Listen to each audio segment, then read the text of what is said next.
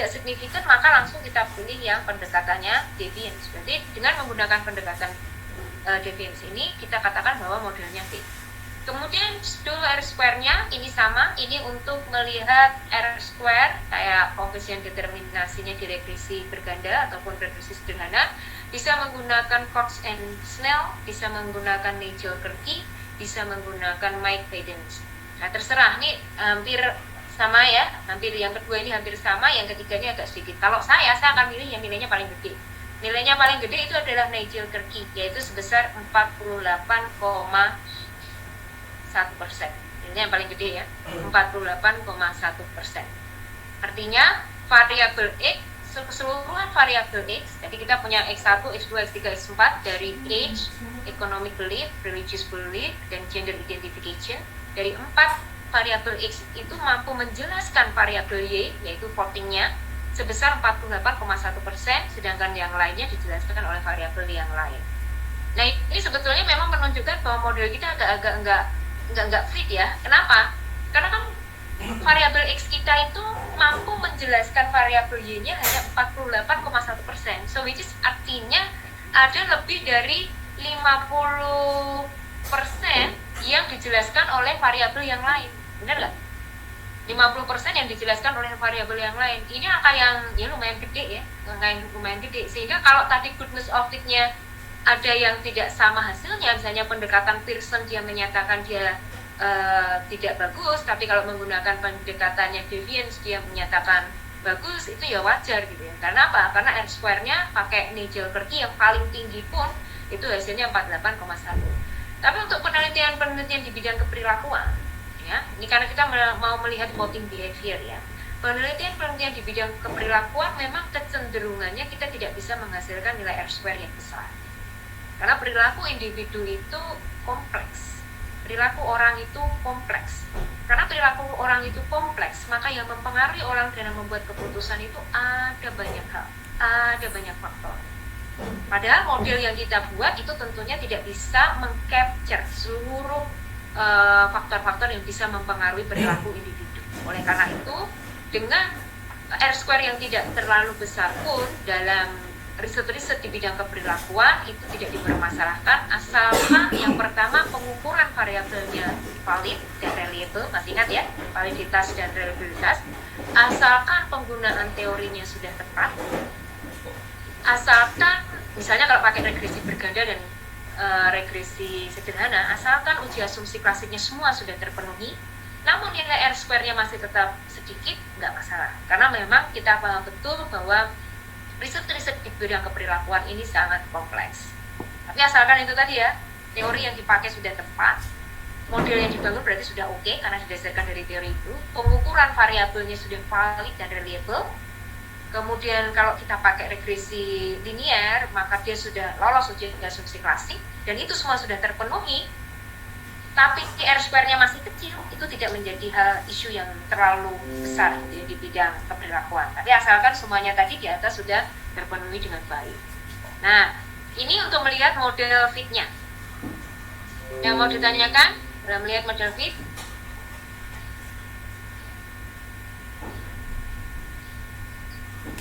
Tidak ada? Kalau tidak ada, kita akan masuk ke yang berikutnya. Sekarang kita sudah mulai membacanya. Bagaimana cara membacanya? Nah, cara membacanya seperti yang binary regression, ini juga sama. Cuman ini ada tambahannya ya. Ada tambahan satu tabel yang disebut sebagai likelihood ratio test ya. Likelihood ratio test. Apa sih likelihood ratio test ini? Likelihood ratio test yang ada di sini ini, kita ingin melihat variabel mana yang secara keseluruhan, belum kita melakukan analisis secara detail ya, yang akan mempengaruhi voting behavior-nya. Jadi kita belum melihat secara detail voting behavior memilih mana. Apakah memilih Hillary Clinton? Apakah memilih Donald Trump? Belum sampai di situ. Hanya ingin melihat dari variabel independen yang kita punya, ada age, ada economic belief, ada religious belief, ada gender identification, mana yang akan mempengaruhi voting behavior-nya secara umum. Pokoknya dia melakukan voting behavior. Nah, secara umum kita bisa lihat dari data ini bahwa yang akan mempengaruhi voting behavior itu ada variabel apa saja? Ada yang bisa membantu saya? Kalau dilihat dari signifikannya, variabel apa yang mempengaruhi voting behavior? Ada yang mau jawab? Coba difokuskan melihat di nilai sig-nya ini, variabel apa yang akan mempengaruhi voting behavior?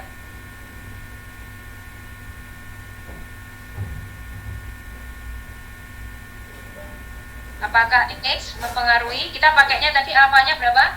5% ya. Jadi bandingkan antara nilai signifikansi atau p-value-nya terhadap alfanya.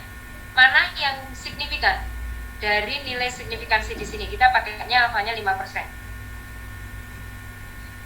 Ada yang mau jawab? Saya mau mencoba menjawab. Namanya dulu sebutkan. Rizka. Oke, Rizka silahkan. Menurut saya itu yang variabel ekonomi.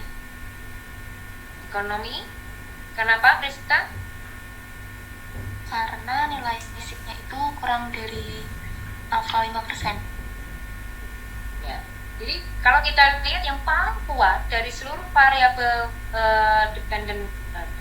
independen kita, X kita, yaitu X, econ, rel, dan gen identification, maka kita bisa lihat ekonomi ini yang paling kuat. Kalau X gimana? X itu ya mepet gitu ya. Kenapa saya bilang mepet? Karena nilainya mendekati berapa? 0,05. X itu mepet. Pasti nanti ada yang signifikan, ada yang enggak. Setelah kita lihat secara lebih detail di bawah ya.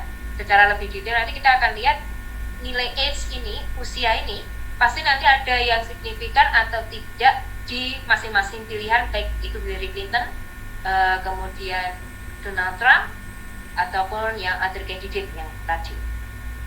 Jadi sekali lagi, untuk tabel yang likelihood ratio test ini kita melihat secara keseluruhan terhadap perilakunya, secara keseluruhan perilakunya. Saya hanya melihat ada yang signifikan terhadap perilaku memilih kandidat di pemilu Amerika, memilih calon presiden di pemilu Amerika, yaitu siapa? Variabel economic belief. Economic belief ini terkait dengan pandangan individu terhadap perekonomian di Amerika, apakah mereka lebih konservatif ataukah dia lebih liberal. Itu ternyata akan mempengaruhi orang dalam membuat voting, dalam melakukan pilihan. Hanya itu saja. Ini yang dilihat di variabel likelihood ratio test. Terus yang di bawahnya, ya, yang di bawahnya ini tentang apa? Nah, kalau yang di bawahnya ini sudah lebih spesifik. Kita tidak hanya melihat voting behavior secara umum ya, tapi kita sudah mulai membandingkan satu kandidat dengan kandidat yang lain. Ini yang ada di parameter estimate. Ya. Ini hanya di parameter estimate-nya. Nah, di sini kita sudah membandingkan satu kandidat dengan kandidat yang lain. Kenapa saya tahu kita sudah melakukan perbandingan antar kandidat? Karena di sini sudah ada kandidat Donald Trump, other candidate did not vote, sama the reference kategorinya adalah Hillary Clinton. Kenapa reference kategorinya Hillary Clinton? Karena tadi ingat waktu kita masukkan di variabel Y atau dependent variabelnya, kita kan kasih ordernya di last kategori ya. Masih ingat ya, tadi waktu kita klik kan kita kliknya last kategori. Last kategorinya itu yang paling kecil itu kan Hillary Clinton ya. Karena dia di-coding di angka 1 kan. Donald Trump tadi di-coding di angka 2, other candidate di-coding di angka 3. Sehingga last kategori ini atau angka 1 ya, last kategori atau angka 1 ini, di mana itu miliknya Hillary Clinton, tadi kan coding angka 1 untuk Hillary Clinton ya, akan menjadi reference kategorinya ketika melakukan perbandingan. Jadi akan menjadi referensi ketika melakukan perbandingan. Jadi semuanya dibandingkan dengan Hillary Clinton, maksudnya kayak gitu. Jadi Donald Trump dibandingkan dengan Hillary Clinton, other candidate dibandingkan dengan Hillary Clinton, did not vote dibandingkan dengan Hillary Clinton. Jadi Hillary Clinton ini akan menjadi reference kategori. Kok dia yang kita pilih? Karena tadi kita memilih last kategori. Di mana last kategorinya kebetulan voting 1 itu untuk Hillary Clinton. Maka dia kemudian menjadi reference kategorinya. Sekali lagi, reference kategori ini berarti akan dijadikan pembanding untuk seluruh kandidat yang ada. Jadi nanti satu persatu bacanya. Donald Trump dibandingkan dengan Hillary Clinton, other candidate dibandingkan dengan Hillary Clinton, digital vote dibandingkan dengan Hillary Clinton. Mari kita baca satu persatu. Seperti binary regression, yang pertama kita membaca arahnya dulu. Ya, yang pertama membaca arahnya. Kemudian yang kedua kita lihat dia signifikan atau tidak. Dan yang ketiga kita membaca outnya, kita membaca peluangnya. Untuk membaca arahnya mungkin teman-teman bisa fokus di tabel B ini. Jadi kita akan bacanya satu-satu ya. Sekarang ini kita mau baca Donald Trump dibandingkan dengan Hillary Clinton. Kita akan baca Donald Trump dibandingkan dengan Hillary Clinton. Yang pertama kita baca arahnya dulu. Arah. Misalnya saya ambil contoh age, walaupun dia nggak signifikan ya. Kalau kita lihat signifikansinya kan dia nggak signifikan nih. Kita pakai alfanya sama ya, 5%. Kalau kita lihat signifikansi untuk age-nya, di sini dia tidak signifikan. Tapi kita akan coba sebagai contoh untuk membaca arahnya dulu. Ini maksudnya apa sih? Minus 0,44. Minus 0,44 itu artinya yang semakin, karena tadi age kan dilepas ya, dia sifatnya kan rasio kan, tadi ada 36 tahun, 40 tahun, 24 tahun, karena sifatnya rasio, berarti kita bisa membaca semakin tinggi atau semakin tinggi usia individu, ya, semakin dia dewasa atau semakin dia tua, ya, semakin tinggi usia individu, maka kecenderungan individu itu untuk memilih Donald Trump lebih sedikit dibandingkan dengan Hillary Clinton, ya, karena tandanya apa? Negatif. Kecenderungan individu untuk semakin tinggi usia pemilih, dalam hal ini pemilih ya, karena kita kan respondennya adalah orang yang melakukan pemilihan dalam pemilu, gitu ya. Oleh karena itu cara membacanya, semakin tinggi usia pemilih, mereka lebih cenderung untuk memilih Hillary Clinton dibandingkan dengan Donald Trump. Lebih cenderung untuk memilih Hillary Clinton dibandingkan dengan Donald Trump. Atau kata lainnya, semakin tinggi usia pemilih, mereka lebih sedikit memilih Donald Trump dibandingkan dengan Hillary Clinton karena tandanya negatif. Jadi yang lebih sedikit itu di Donald Trump-nya dibandingkan Hillary Clinton-nya. Atau kecenderungannya dia lebih memilih Hillary Clinton dibandingkan dengan Donald Trump. Terserah Anda mengalimatkannya, intinya sama.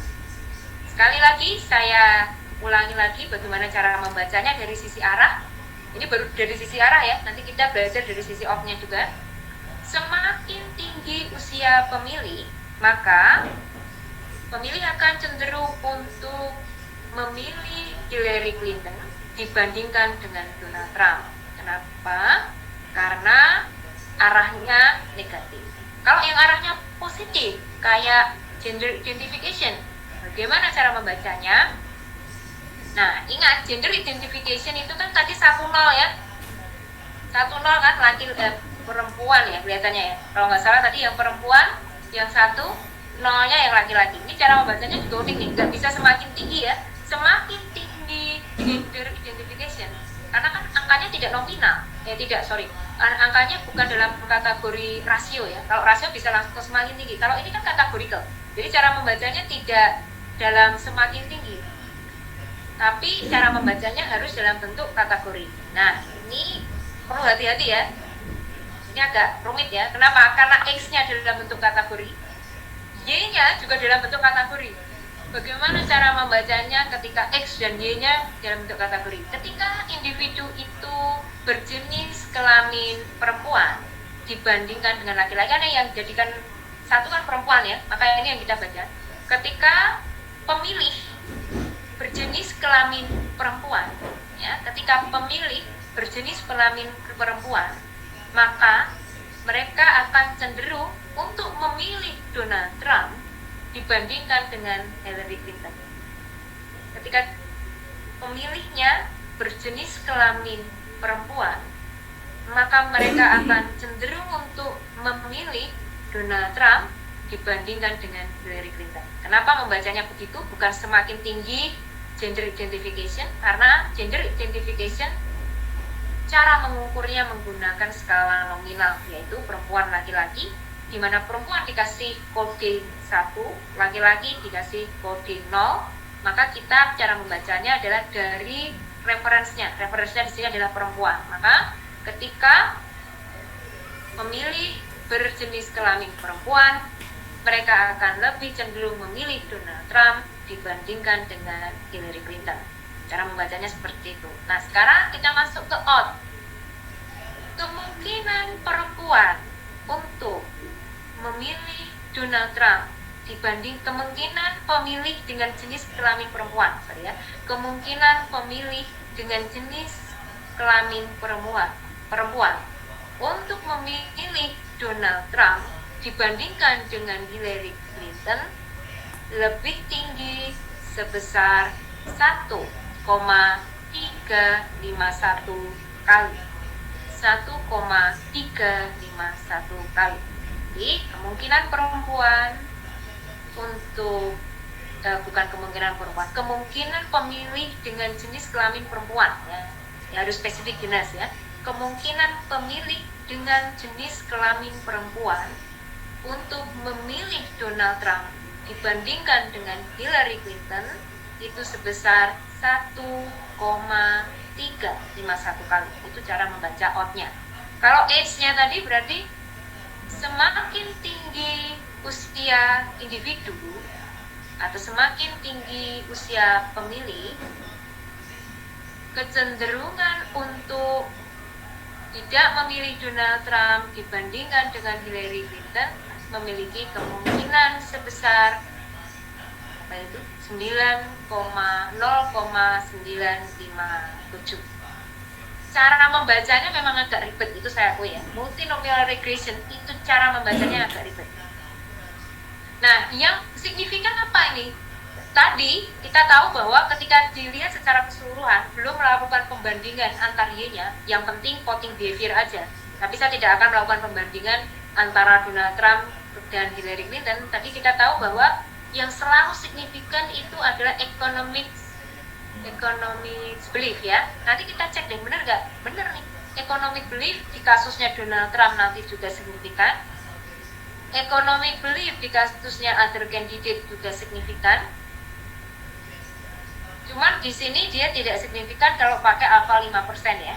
Di sini dia nggak signifikan. Di sini dia tidak signifikan. Tapi di kasusnya Donald Trump dan other candidate dia signifikan.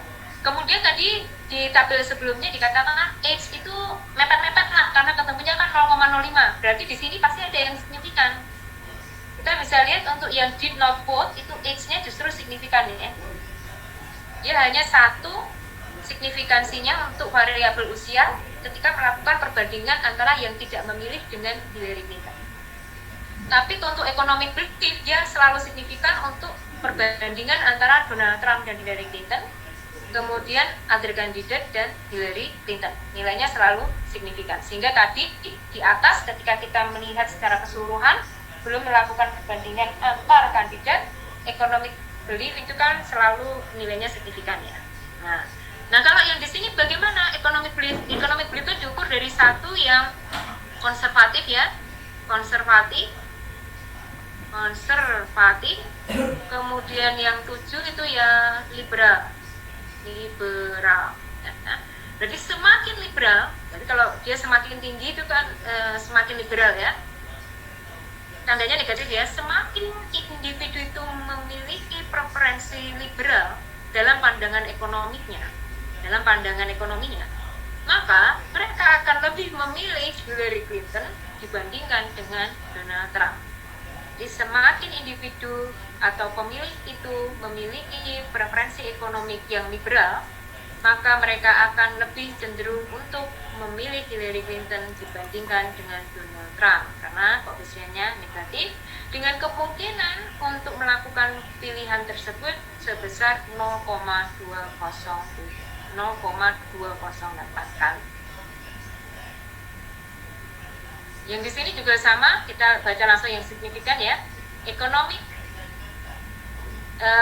liberalism untuk perbandingan other candidate dengan Hillary Clinton. Semakin tingginya berarti dia semakin liberal ya. Jadi semakin individu itu liberal dalam pandangan ekonominya, maka individu ini lebih cenderung untuk memilih Hillary Clinton dibandingkan dengan other candidate. Dan nilainya signifikan ya, semakin individu itu memiliki pandangan liberal, maka individu tersebut lebih cenderung untuk memilih Hillary Clinton dibandingkan dengan other candidate dengan kemungkinan 0,446 kali. Kemudian yang did not vote, ini economic belief-nya tidak signifikan karena di atas 0,05. Di sini kan tidak signifikan ya, karena di atas 0,5. Yang signifikan justru usianya. Usia itu semakin tinggi usianya individu tersebut,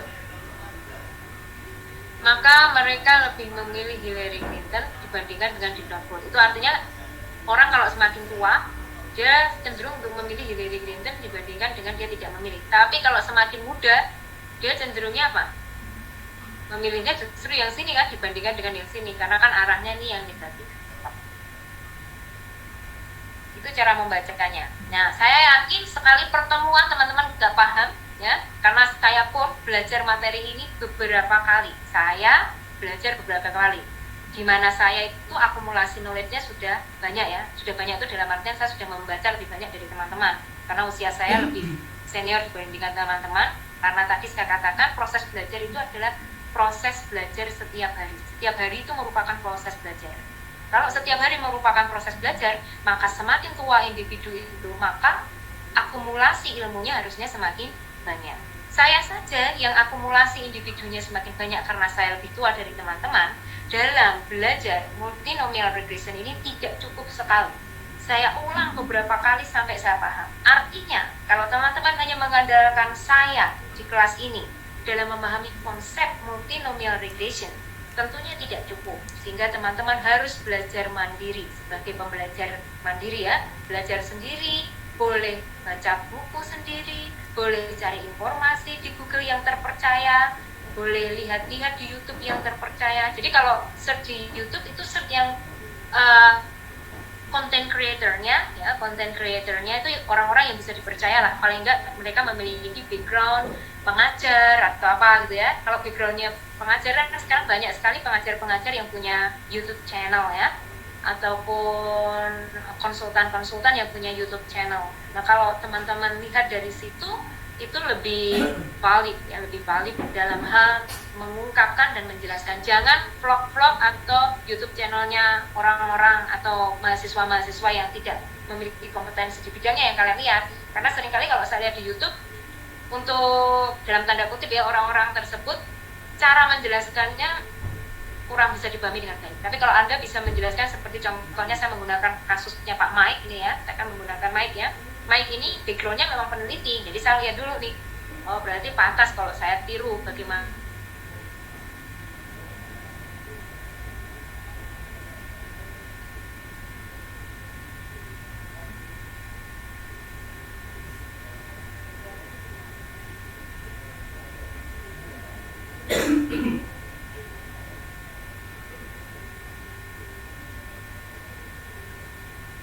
Ya. Jadi cara membacanya perbandingan kandidat ini dan juga tadi ya yang totalnya. Terus perbandingan kandidat ini pun harus dibaca dari sisi arah dan juga dibaca dari sisi kemungkinannya, terus dilihat mana yang signifikan, mana yang signifikan. Kalau Anda merasa bingung, itu tandanya Anda normal, berarti Anda betul-betul belajar. Kalau nggak bingung, itu berarti tandanya saya justru khawatir kalau Anda nggak merasa kebingungan dalam membaca ini, artinya dari tadi teman-teman pikirannya ada di tempat yang lain sehingga Anda tidak merasakan bingung. Tapi kalau Anda merasakan bingung, justru saya senang, berarti Anda belajar. Dari belajar itu kemudian Anda bingung, kok bisa ya, kok bisa begini ya, kok bisa begitu ya. Kalau Anda sampai nggak bingung sampai saat ini, itu justru saya khawatir ya, berarti Anda nggak belajar, pikirannya ada di mana-mana. Jadi kalau Anda bingung saat ini, nggak apa-apa, itu wajar. Cari lagi informasinya di yang lain. Karena masih ada satu materi lagi, jadi saya langsung masuk ke materi yang berikutnya. Nah, ini juga menarik nih. Sudah sampai di multinomial regression, sekarang akan membahas lebih hot lagi ya, yaitu di regresi mediasi. Nah, ini aja saya masih buka ini ya, buka catatan saya belajar loh. Sebelum saya ngajar ke teman-teman itu saya belajar mandiri. Pembelajar sejati itu adalah pembelajar yang selalu tidak puas akan ilmu yang ada. Jadi setiap hari adalah proses belajar. Kalau saya aja belajar nyatet, kalian enggak, ya itu berarti huru hara ya. Dimana saya itu usianya sudah lebih tua dari teman-teman, artinya proses akumulasi knowledge saya aja yang sudah banyak aja saya masih harus belajar. Kalau teman-teman nggak belajar, itu huru hara nanti ke belakangnya ya.